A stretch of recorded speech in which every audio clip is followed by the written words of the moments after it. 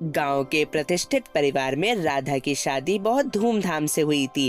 वह पढ़ी लिखी और समझदार थी, लेकिन ससुराल के नियम कायदे बहुत सख्त थे। उसकी सासू माँ कमला देवी परंपराओं को मानने वाली महिला थी। उनका मानना था कि बहू को सिर्फ घर संभालना चाहिए, बाहर की दुनिया से कोई लेना देना नहीं रखना चाहिए।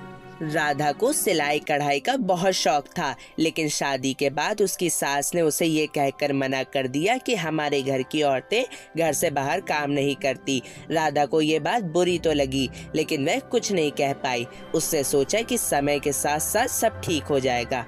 परिवार के सभी लोग उसकी मेहनत को पसंद करते थे, लेकिन जब भी वह अपने सपनों की बात करती, सासू माँ गुस्सा हो जाती। घर की जिम्मेदारियों में उलझकर वह धीरे धीरे खुद को भूलती जा रही थी, लेकिन दिल के किसी कोने में उसका सपना अभी भी जिंदा था। एक दिन जब गांव में एक शादी थी तो राधा ने अपनी ननद के लिए खुद से एक सुंदर लहंगा सिल दिया। ये लहंगा इतना सुंदर था कि देखने वाले उसकी तारीफ करने लगे। गांव की औरतों ने पूछा, क्या तुम हमारे लिए भी ऐसे कपड़े सिल सकती हो?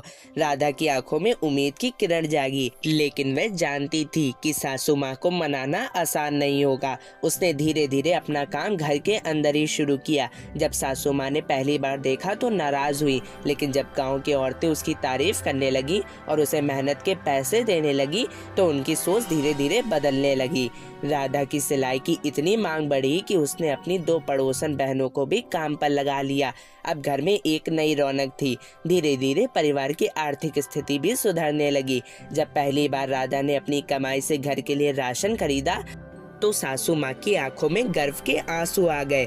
बहू, मुझे माफ कर देना, मैंने तुम्हारी काबिलियत को नहीं पहचाना, कमला देवी ने भावुक होकर कहा। आज राधा का छोटा सा सिलाई का काम एक बड़े व्यवसाय में बदल चुका था। सासू माँ भी अब उसके साथ बैठकर काम में मदद करने लगी। गांव की औरतों के लिए वह प्रेरणा बन गई है। राधा ने साबित कर दिया है कि अगर इरादे मजबूत हों तो हर चुनौतियों को पार किया जा सकता है। सपने देखना आसान है, लेकिन उन्हें पूरे करने का हौसला होना जरूरी है।